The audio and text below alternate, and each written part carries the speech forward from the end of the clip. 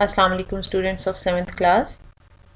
उम्मीद है कि आप लोगों ने अपने बाकी सारे होमवर्क्स ख़त्म कर लिए होंगे और अब आप इंतज़ार करें होंगे कि हम अपनी इंग्लिश की नई बुक शुरू करें। So today we are going to begin your English book unit number 1। Title of the lesson is the crocodile. So let's start reading. This is the first page of your book. The title is written at the top, The Crocodile, and then a little detail about the poet is given. Roald Dahl was a British novelist who was called one of the greatest storytellers of the 20th century of children. This poem is taken from his book Revolting Rhymes. जब भी कोई poem होती है उसके poet का नाम और उसके बारे में थोड़ी सी डिटेल हमें दी जाती है ताकि हमें पता चल सके कि ये पोएम उसकी कौन सी बुक से ली गई है। तो ये पोएम रोल्ड डाल एक ब्रिटिश नॉवेलिस्ट है जिसने कुछ पोएम्स भी लिखी हैं, उसकी बुक है रिवोल्टिंग राइम्स, उसमें से ली है। And this poem is a little different. आप देखेंगे कि ये बाकी आम पोएम्स से थोड़ी सी फर्क है। If you look at this image, ये इमेज अगर आप देखें तो you can see a crocodile in the centre, some children are running, a man is shooting at the crocodile with the help of a gun. See? So it tells you, and also the title is The Crocodile. So all these things tell you that this poem is about a crocodile. First I will read it and then I will help you understand it. No animal is half as vile as Crocky Walk the crocodile. कोई भी animal इतना while का मतलब होता है गंदा, घटिया, नापाक, ठीक है, नीच, ठीक, एज क्रॉकी वॉक द क्रोकोडाइल। ये जो क्रॉकी वॉक है this is just a name, इसका मतलब कोई नहीं होगा एज सच। ये क्रॉकी वॉक उस क्रोकोडाइल का नाम उन्होंने रखा है, ठीक है। क्रॉकी का लफ्जी मतलब वैसे थका हुआ और गंदा होता है, लेकिन यहाँ पर क्रॉकी कैपिटल सी से आया है तो it is a proper noun here, और जिस क्रोकोडाइल की वो बात करें उसका नाम उन्होंने क्रॉकी वॉक रखा है। On Saturdays he likes to crunch 6 juicy children for his lunch. यानी सैटरडेज को ये क्रॉकी वॉक क्रोकोडाइल जो है उसको लंच में क्या चाहिए होता है, 6 जूसी चिल्ड्रन। यानी ये क्रोकोडाइल एक आदमखोर है, ठीक है, और ये छोटे बच्चे अगर अपने पेरेंट्स से अलग होके शरारत करने दरिया के बीच में चले जाएं, समुद्र के किनारे आगे तक चले जाएं, तो वहां पर क्रोकोडाइल इनको पकड़ के खा सकता है। क्रंच का मतलब होता है मुंह से आवाज निकाल के कचर कचर करके खाना, ठीक है। The words meanings are written on this side, on the right hand side, and you can copy them in your notebook after completion of this video.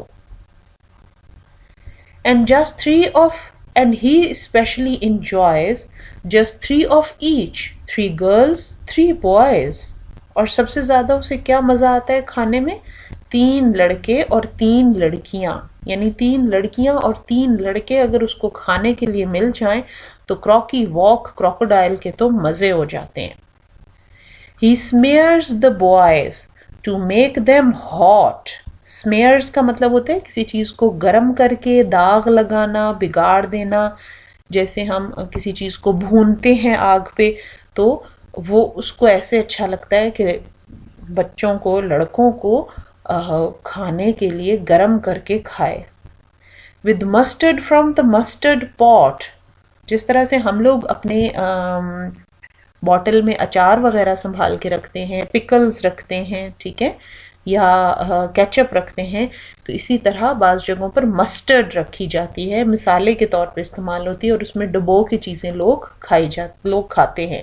तो मस्टर्ड पॉट होता है, मस्टर्ड का मतलब होता है सरसों, तो मस्टर्ड पेस्ट बनाते हैं जिसको मस्टर्ड पॉट में रखते हैं। ऐसा नहीं कि सरसों के बीज रखते हैं, बल्कि वो एक स्पेशल पेस्ट होता है। जिस तरह टोमेटो केचप है, इस तरह मस्टर्ड का एक पेस्ट होता है और उसके साथ लगा के खाते हैं।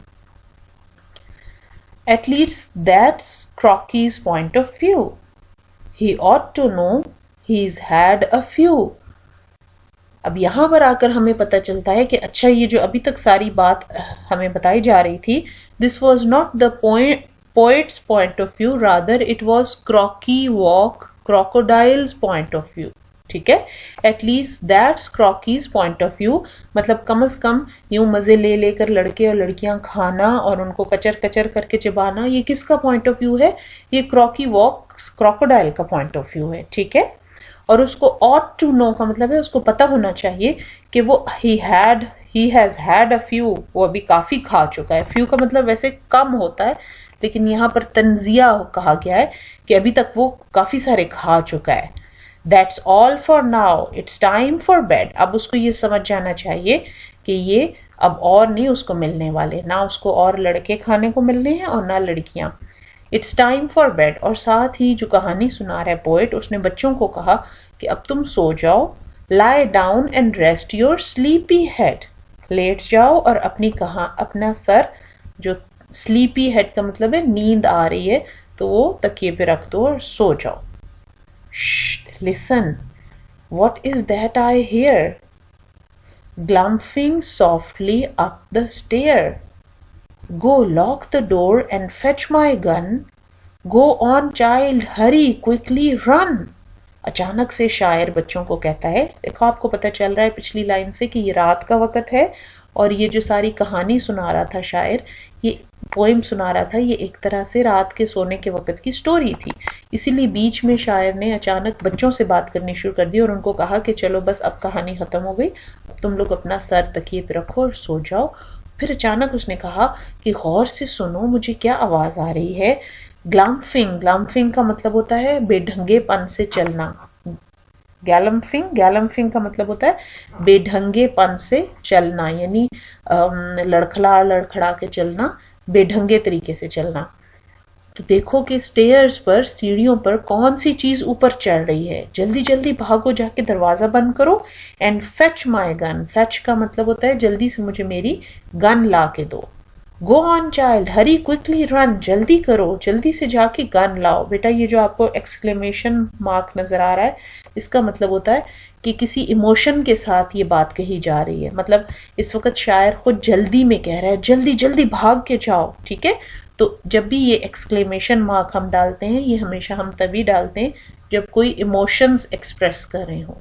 जैसे खुशी के इमोशंस हो तो हुर्रे, या ग्रीफ हो, गम हो तो अलास, उसके बाद भी हम ये डालते हैं एक्सक्लेमेशन मार्क. अब यहाँ पर आप देखें, जहां जहां पे शायर बच्चों से बात कर रहा है डायरेक्टली, तो उसने ये एक्सक्लेमेशन मार्क अपनी पोएम में डाला है. No stop, stand back, he is coming in. Oh, हुआ क्या? अचानक उसने देखा तो जो क्रॉकी वॉक क्रोकोडाइल था वो अंदर आ रहा था.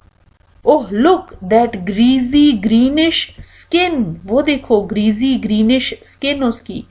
ग्रीजी का मतलब होता है तेल वाली, ग्रीनिश सब्ज रंग की, तेल वाली चिकनी सी, यानी गंदी सी, जो बहुत साफ ना लग रही हो आपको, ग्रीजी सी लग रही हो, चिकनी लग रही हो. द शाइनिंग टीथ, क्योंकि जाहिर है उसके बड़े बड़े दांत हैं. द ग्रीडी स्माइल, और उसकी लालची सी मुस्कुराहट. It's Crocky Wock the crocodile.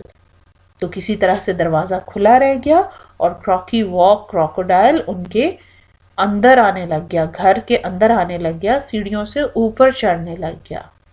बच्चों, आप लोगों ने ये पोएम सुन के डरना नहीं है, ये सिर्फ एक पोएम है और असल में ऐसा नहीं होता. जो पोएम में बात होती है वो सिर्फ बच्चों को एक स्टोरी सुनाने के लिए, उनकी इंजॉयमेंट के लिए ये बात होती है. चलें जी, अब हम इसकी एक्सरसाइज सॉल्व करते हैं.